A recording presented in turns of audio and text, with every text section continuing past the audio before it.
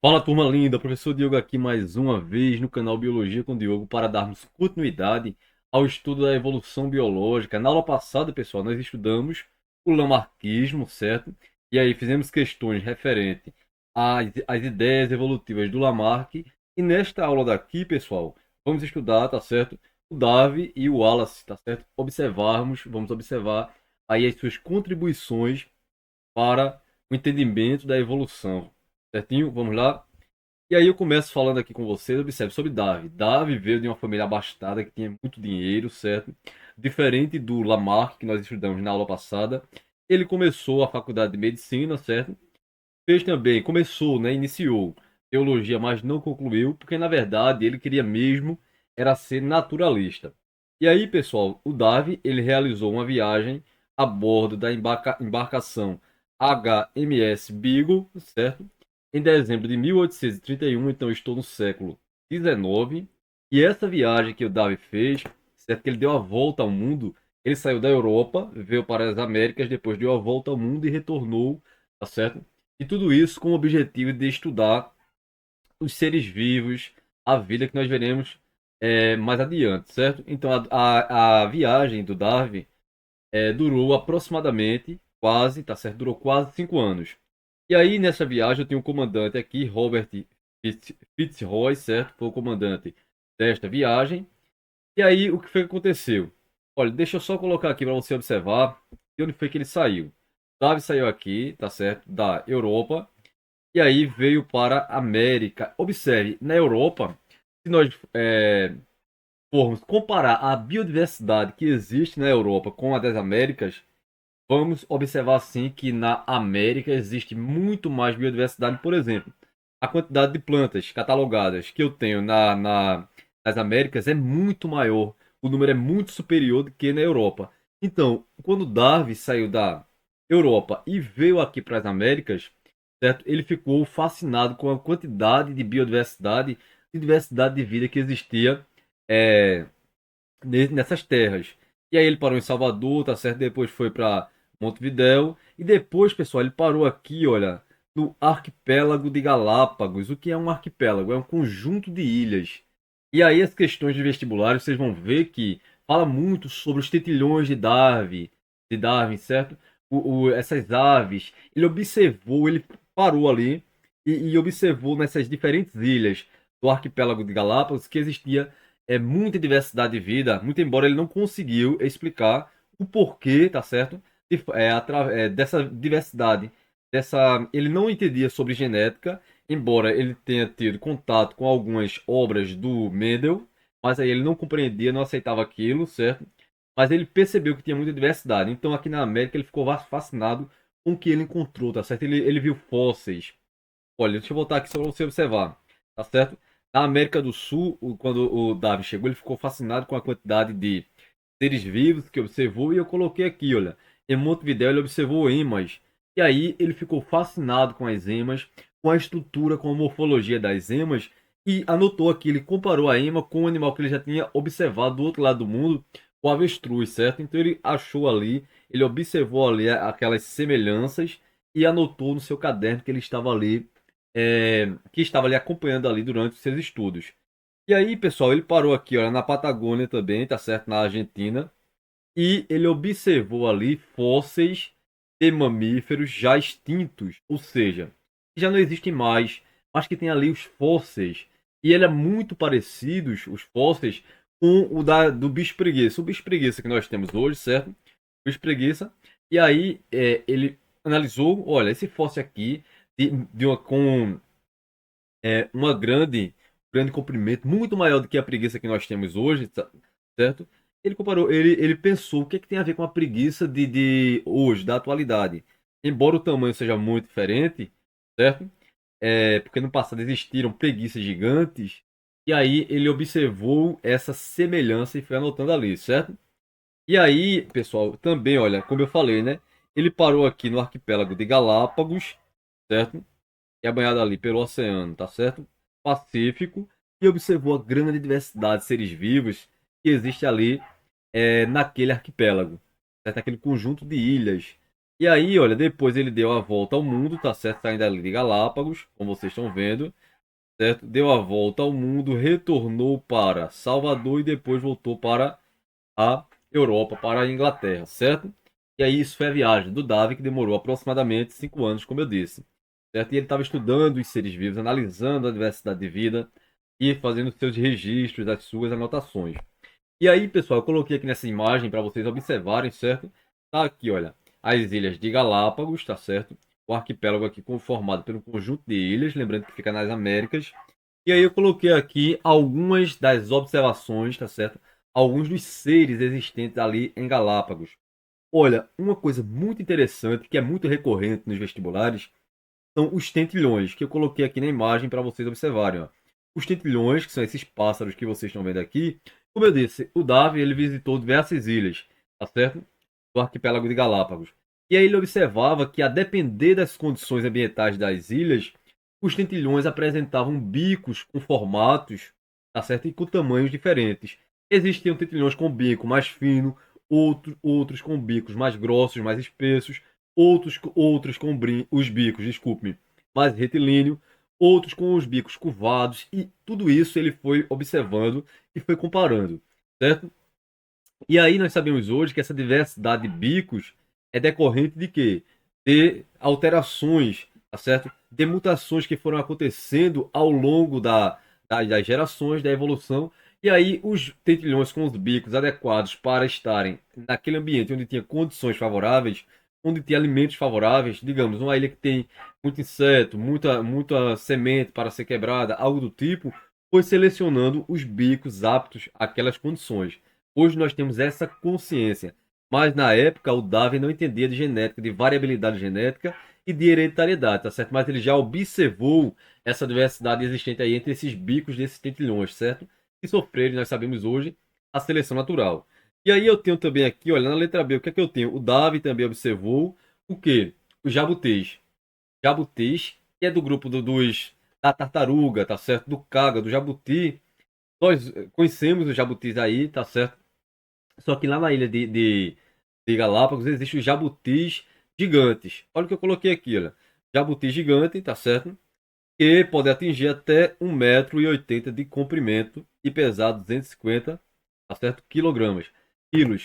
E aí observem, o Davi observou aí esses jabutis gigantes, percebeu a diversidade que existe nesses jabutis, alguns com as carapaças mais curvadas e com pescoços mais curtos, outros com as carapaças mais retilíneas, com pescoço mais longo, e ele observou que tinha aí essa variedade entre esses seres, certo?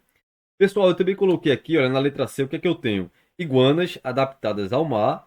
Veja, iguana adaptada ao mar, que também vive ali em Galápagos. E coloquei aqui também para vocês observarem, tem essas patolas aqui de pés azuis. E aqui, como você está vendo aqui na letra D, eu tenho o quê? Eu tenho, certo? Cactos arborescentes, tá certo? Aparecendo aqui uma árvore, não é isso? Olha, pode atingir até 6 metros de altura. Também foi encontrado ali, tá certo? Nesse ambiente, tá? Para vocês observarem que tem semelhanças com aquilo que nós conhecemos de perto. Veja, a iguana, tá certo? Vivendo aí em ambiente aquático, as patolas de pés azuis, os jabutis, essa grande diversidade que foi encontrada ali nas Ilhas de Galápagos e que tem semelhança, que tem parentesco evolutivo com os animais de outros locais do mundo, certo?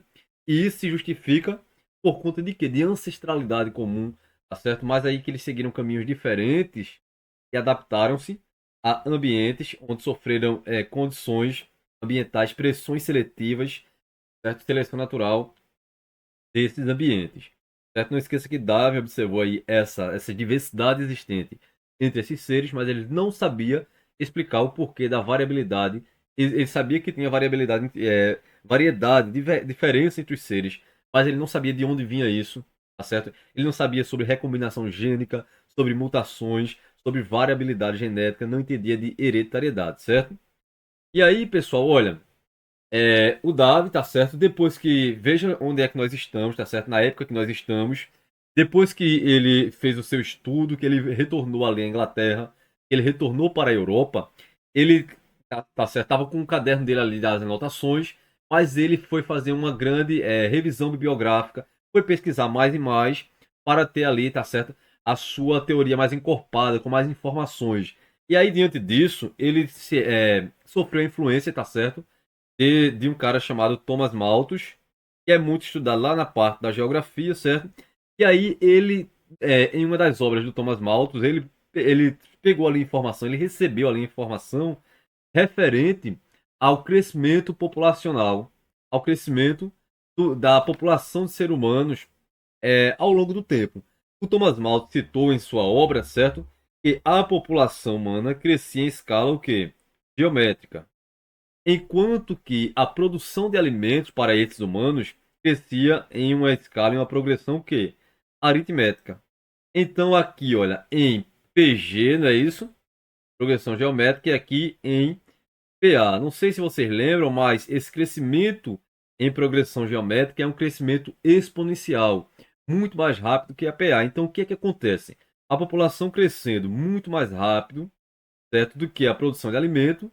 Olha, o Malthus citou que se a população humana cresce muito rápido, tá certo? Cresce em uma progressão geométrica, cresce em uma PG, esse crescimento exponencial, crescimento rápido dessa população humana, mas a produção de alimento acontece em progressão aritmética e não acompanha a população, quer dizer que a população humana cresce muito rápido e a de alimento é mais lenta. Então o que, é que vai acontecer? Se eu tenho uma população de humanos muito alta e a de alimento não acompanha, vai faltar alimento para esses humanos. E se aí nós não tomarmos uma medida cabível, certo? Para fazer com que tenhamos uma produção em larga escala de alimento em um curto período de tempo, tá certo? É bem provável que aconteça o quê? Falte alimento para os humanos e aí aconteça um processo onde os mais aptos, quem tiver mais recurso financeiro, por exemplo, tenha mais acesso à comida e os outros vão sofrendo ali as consequências. Então, o Darwin, quando tomou ciência disso, o que foi que aconteceu? Ele foi analisando ali e ele percebeu que precisava ali de estar apto para sobreviver às condições, tá certo? Que o ambiente impõe, como por exemplo aí a população, né? Faltasse alimento, muitos ali sofreriam danos, sofreriam ali prejuízos. E aí Darwin anotou essa ideia, certo? E que isso contribuiu para o seu trabalho.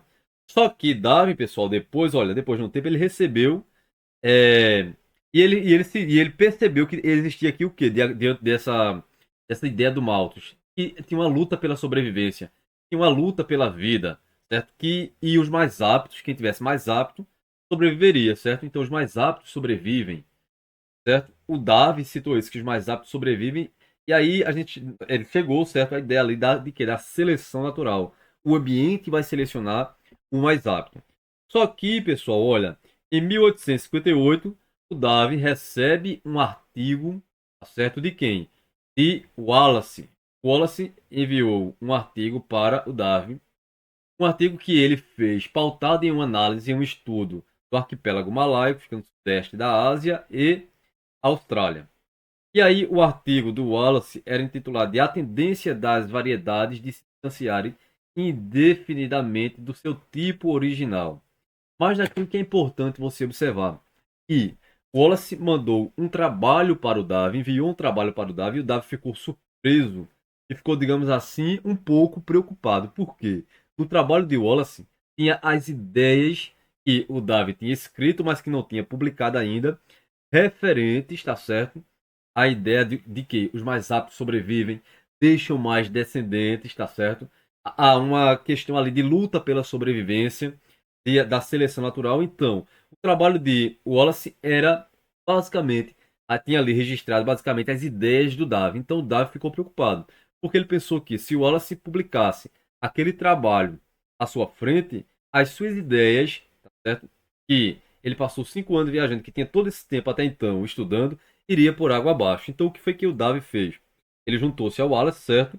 E aí, pessoal, eles apresentaram as ideias em 1 de julho de 1858, em uma reunião da Sociedade Linneana de Londres, tá certo? E aí, olha, posteriormente ele publicou o seu livro, tá certo? Em 1859, século XIX, A Origem das Espécies. Não esqueça da contribuição de Wallace para a seleção natural, tá certo? Porque eles trabalharam separados, mas com as ideias muito que semelhantes. Não esqueçam desse detalhe, certo? Não esqueça do nome do livro aí, A Origem das Espécies. E aí eu coloquei aqui um resumão, certo? Da teoria da seleção natural, do Darwin e do Wallace também, não esqueçam disso. Então vejam, todos os seres descendem de um ancestral comum. Então eu tenho um ancestral que foi, tá certo? Ali o início de tudo, de toda a vida que nós temos hoje no planeta. Então tem aqui essa ancestralidade comum e a partir desse ancestral foram surgindo o quê? Foram surgindo diferentes linhagens, certo? Depois, pessoal, olha, não esqueça do potencial biótico. O que seria o potencial biótico? O potencial biótico é a capacidade de crescimento de um indivíduo no ambiente desconsiderando as adversidades. Como assim? Veja, se nós tivéssemos ali uma dupla, vamos imaginar uma população, um casal de coelhos no meio. Eles se reproduzem o quê? Se reproduzem muito rápido, coelho, vocês sabem disso. Tem vários filhotes em cada gestação e é rápido a reprodução. Só que no ambiente natural nós vamos ter o quê? Nós vamos ter fatores que vão contribuir para o controle da população desses coelhos. Então o que é que acontece?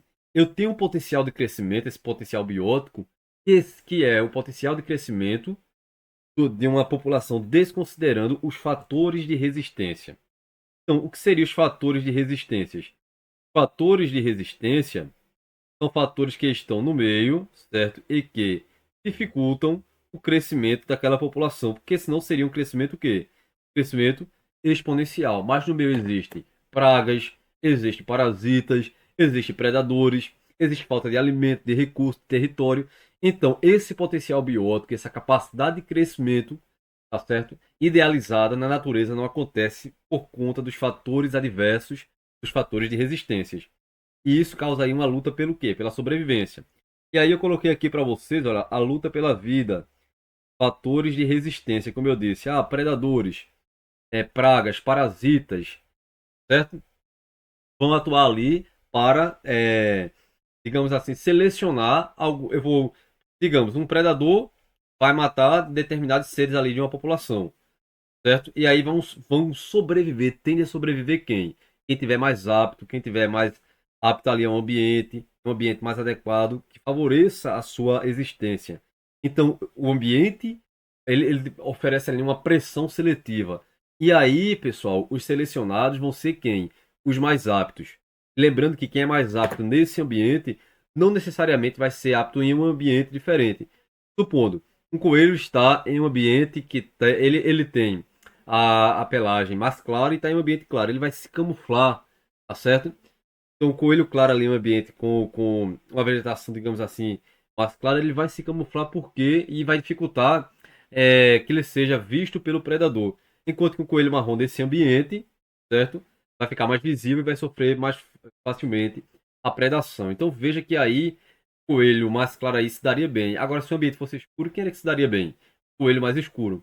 Então, não esqueça que o que é que acontece? A característica que é boa neste ambiente não é boa em qualquer ambiente, certo? Vai depender das condições oferecidas. E claro que isso vai causar o quê? Uma luta aí pela sobrevivência, onde não esqueçam, porque a prova pode colocar, pode tentar lhe enganar, quem é que sobrevivem, quem sobrevive são os mais aptos e não os mais fortes, porque nem sempre a seleção natural ali vai selecionar mais forte e mais fraco. Nem sempre aí exige força, algumas vezes sim, mas sempre são os mais aptos que sobrevivem. Não esqueçam disso, eles tendem a sobreviver e deixar mais do que descendentes. E aí, olha, as descendências com modificações, certo? Por quê? O que é que acontece? Os descendentes, eles vão nascer, tá certo? Olha, com modificações e geralmente o que é que vai acontecer? Os mais aptos sobrevivem e vão passar a característica boa para os filhos. Vai passar através de quê? Da sua genética, dos seus genes, do seu DNA, certo? E esse DNA pode sim sofrer mutações, pode sofrer modificações. Então os descendentes podem vir sim com modificações e o ambiente e aí vai fazer o quê? Selecionar aquela determinada característica, aquela condição naquele momento, certo? Então não esqueçam disso. E aí eu coloquei, veja, a seleção natural. O ambiente seleciona positivamente características vantajosas. Quem for mais apto, como eu disse, vai ser selecionado de forma positiva, enquanto que os menos aptos vão sendo o quê? Descartados, vão sendo predados, vão morrendo ao longo do tempo aí. e vai sendo favorecido aí quem tiver a característica vantajosa para aquela determinada situação naquele ambiente. E aí eu coloquei aqui para vocês, observem. Os mais aptos possuem maior sucesso reprodutivo. Quem é mais apto acasala mais, reproduz mais, tem mais filhotes e transmite essa característica apta a quem? Aos filhos, aos descendentes. Depois eu coloquei que a seleção natural favorece a permanência da característica o quê? Vantajosa. O que acontece? Mais aptos eles vão sendo selecionados o quê? Positivamente. Então a característica vantajosa tende a continuar ali no ambiente, certo? E aí, como eu disse, os mais aptos vão sobreviver e vão passando essas características ao longo das gerações, que podem sim sofrerem alterações, sofrerem mutações, sofrerem alterações fenotípicas, mas lembrando que sempre a tendência é que os mais aptos sobrevivam, reproduzam e deixem aí mais o quê? Mais descendentes, certo? Aqui está um resumão da ideia do Darwin e do Wallace. E aí eu coloquei uma imagem aqui para a gente finalizar. Veja o que é que acontece aqui. Você falou de seleção natural, você vai lembrar dos trabalhos de Darwin, certo? E também a questão pode cobrar sobre o Wallace. E aí eu tenho aqui, pessoal, só para você observar, olha, alguns ratos comidos por pássaros. Observe que os ratos estão, só para ilustrar, para você entender, certo? Eu tenho ratos aqui na cor da coloração dos seus pelos aí mais claro e tem o que? Os mais escuros. Note que, eu vou chamar aqui de imagem A, eu tenho uma quantidade maior de ratos com pelagem o quê? Clara. Só que eles estão, olha, em um ambiente escuro. Então quem é que vai se favorecer nesse ambiente aqui? Os escuros porque vão o quê? Se camuflarem, certo? Então, quem é que vai ser mais predado? Quem é que está mais visível? Mais claro. Então, olha, eu vou eliminar mais os ratos, o quê? Claros. E aí, pessoal, veja que a população de ratos claros aqui diminuiu, enquanto que a dos escuros se manteve. Então eles vão acasalar mais, e aí a população dele com essa característica escura tende o quê? A aumentar. Porque nessa situação aqui, eles estão o quê? Eles estão mais aptos. Eles estão mais aptos através de uma estratégia de adaptação chamada de quê? Camuflagem. Certo? Não esqueçam disso. Os mais aptos sobrevivem, reproduzem-se mais e deixam mais descendentes. Eu espero que vocês tenham compreendido a aula direitinho, tá certo? Deixe o like se o vídeo foi útil. Na próxima aula nós iremos fazer uma bateria de questão referente às ideias de Darwin e de Wallace. Compartilhe bastante o vídeo, compartilhe com seu coleguinha, certo? Inscreva-se no canal e aí eu espero você na próxima aula, certo? Tchau, tchau e até mais.